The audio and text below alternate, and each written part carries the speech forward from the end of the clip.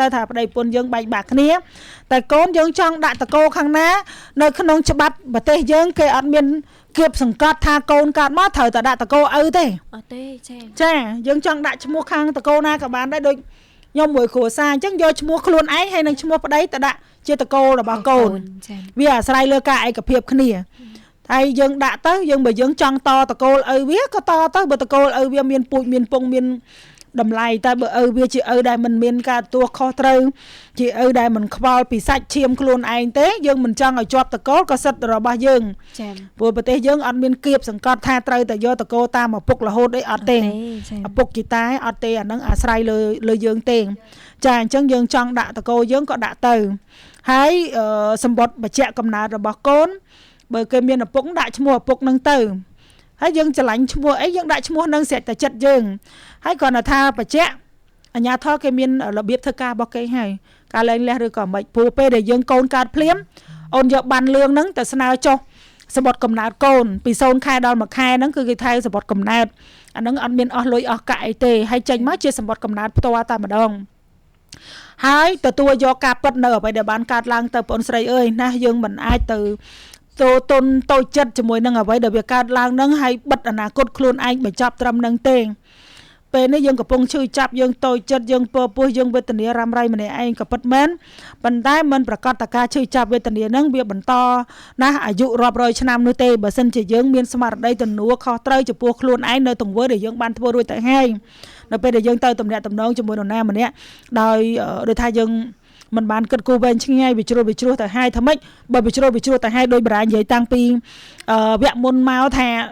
ក្នុងជីវិតនៃការរស់នៅវាមិនខុសពីការគូគំនូនោះទេដែលចាស់លោកតែងតែផ្ដាំថាឲ្យយើងគិតមុនគូថាយើងចង់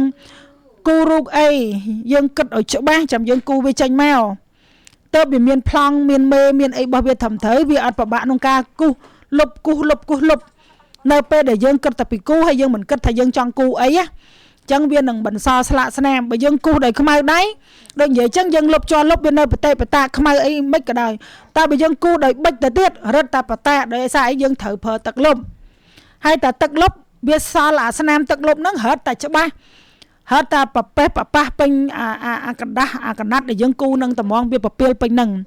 ចឹងបើវាប្រពាលពេញហ្នឹងធ្វើមិនទៅបងអត់មានធ្វើមិនទេវាជាស្លាកស្នាមនៃការប្រព្រឹត្តរបស់យើងវាជាស្លាកស្នាមនៃការឈឺចាប់របស់យើងជាកំហុសរបស់យើងដែលយើងបានគូដោយមិនបានគិតអញ្ចឹងអ្វីដែលកើតហើយគឺវាកើតហើយអញ្ចឹងសេចក្តីឈឺចាប់ទាំងឡាយណាវានឹងផុតរលត់ទៅវិញនៅពេលដែលយើងព្រមទទួលយកការពិតដែលឈឺចាប់ស្អិតត្រង់ទៅមុខវាមិនរួចដោយសារយើងមិនព្រមទទួលយកការពិតហើយយើងនៅតែអង្គុយគិតថាហេតុអីបានអញ្ចឹងហេតុអីបានអញ្ចឹងមិនសមចេះគួរតែអញ្ចេះទៅអញ្ចេះគួរតែមកពីនេះតែបើសិនជាអញ្ចេះទៅអញ្ចោះនឹងឯងដែលធ្វើយើងស្មុគហើយធ្វើឲ្យយើងមិនអាចរើខ្លួនរួចពីអ្វីដែលបានកើតឡើងរួចទៅហើយបើវាកើតហើយគឺវាហើយយើងក៏ទទួលយកហើយប្រាប់ខ្លួនឯងថាការឈឺចាប់មួយនេះត្រូវចងចាំវាទុកហើយចងចាំទុកមិនមែនឲ្យយើងនៅដេកឈឺចាប់ស្អិតត្រង់ជាមួយនឹងរឿងហ្នឹងទេគឺចងចាំទុកជាមេរៀនចងក្រងជាឯកសារនៅកំហុសដែលយើងបានធ្វើរួចទៅហើយកុំឲ្យមានកំហុសហ្នឹងកើតឡើងតទៅទៀតហើយត្រូវរលឹកខ្លួនឯងថាបើយើងផុងជើងដើរចូលក្នុងអាបញ្ហាដូចពីមុនវានឹងធ្វើឲ្យយើងឈឺចាប់ទៀតអញ្ចឹងយើងចាំវាទុករបៀបហ្នឹងចាំទុករបៀបហ្នឹងដើម្បីការពារខ្លួនមិនឲ្យចាំទុកដើម្បីទៅរស់នៅជាមួយនឹងអាបញ្ហាហ្នឹងទេតែបើយើងបំភ្លេចចោលថ្ងៃក្រោយធ្វើឲ្យយើងភ្លាត់ស្និទ្ធចូលអាបញ្ហាហ្នឹងទៀតអញ្ចឹងបានបណ្ដាថាមិនថារឿងល្អឬរឿងអាក្រក់ឯងគុំបំភ្លេចវាចាំវាទុកទៅបើរឿងឈឺចាប់ចាំវាទុកជាមេរៀនហើយរៀនការពារខ្លួនកុំឲ្យធ្លាក់ចូលក្នុងបញ្ហាហ្នឹងទៀត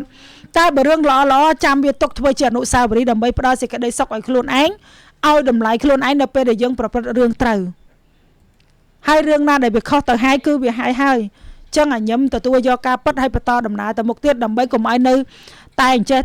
ឈឺចិត្តស្អិតត្រង់ទៅមុខអត់រួចដោយប្អូនស្រីដែលកំពុងតែជួបធ្វើម៉េចកូនក៏ចិត្តដល់ថ្ងៃសម្រាលហើយចឹងក៏ត្រៀមខ្លួនរក្សាសុខភាពឲ្យល្អផ្ដល់កំណើតដល់គេដើម្បីឲ្យគេកើតមកក្នុងសុខភាពដែលល្អបរិបូរណ៍ហើយតស៊ូចិញ្ចឹមទៅបើទោះបីជាគ្មានឪពុកក៏យើងមានលទ្ធភាពជាម្ដាយម្នាក់ព្រោះមិនខ្វះទេ single mom មែនទេគេអាចចិញ្ចឹមកូនម្នាក់ឯងក៏បានអីក៏បានហើយមានកូនជាបេះដូងមួយសម្រាប់យើងជាកម្លាំងចិត្តយកកូនជាកម្លាំងចិត្ត ប្រឹងតស៊ូចិញ្ចឹមណាពេលដែលកើតមកយើងនឹងមានកម្លាំងចិត្តកាន់តែបន្តទៀតទៅ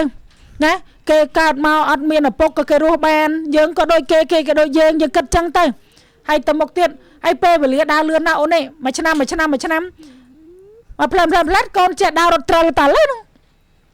ណាហើយផាត់តែ2-3ឆ្នាំយើងខ្លាចជា single mom ធ្វើខ្លួនម៉ែហើយនឹងកូនឲ្យវាណានៃទៅមើលណាសម័យឥឡូវគឺរបៀបអញ្ចឹងអូនណាកុំតែស្មុកឲ្យកូនអូនឯងចង់ដាក់ឈ្មោះខាងតកូនឯណាក៏អត់មានបញ្ហាចោតទេណាព្រោះច្បាប់យើងមិនគៀបឲ្យត្រូវតែដាក់តកូតាមឪពុកទេវាជាជំរើសរបស់យើងណាអញ្ចឹងបងឲ្យកម្លាំងចិត្តឲ្យលើកទឹកចិត្ត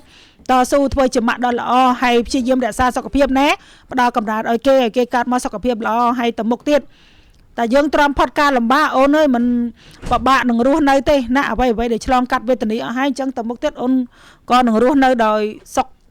ក្នុងចិត្តកុំរំពឹងយកប្តីឬយកបរិះណាមកជួយចិញ្ចឹមជួយថែត្រូវតស៊ូចិញ្ចឹមដោយខ្លួនឯងមើលថែខ្លួនឯងគ្មានណាគេមកមើលថែយើងបានល្អជាងយើងមើលថែខ្លួនឯងនោះទេណាអូនណាចាតោះមកមួយទៀតណាមនិតមួយទៀតពីខាងប្រិមិត្តរឿងអីគេសៀមចោលក្បួន